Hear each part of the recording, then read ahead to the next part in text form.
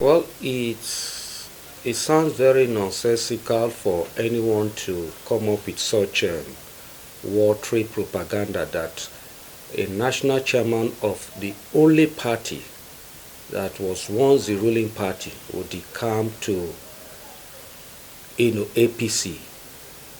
We know that we have former, even founding members, leaders that have decamped, but you should also look at the person, the person you are talking about. This is someone that has held several positions, even as what is it called, state financial secretary, state secretary of the party in Yobe State, to the extent of becoming an ambassador under PDP. And the person we know, the Damagum we know, is not a desperate politician that will want to, because of ambition, do what is unprincipled.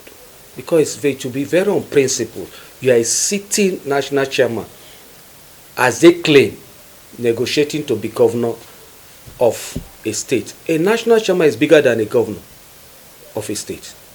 So it sounds very, stupid. It's a propaganda that those that propagate it are low thinkers. That is what I would say. And it's unfortunate that whatever people just listen to whatever that is being pushed on the media and so on. Otherwise, things like this ought not to fly, number one, and things like this ought not to be responded to. But because of the vulnerables, that is why people like us are coming to put the record straight that Damagum does not have any intention to decamp to APC for any reason, not even for what they have put forward that he wants to decamp. He has contested as governor.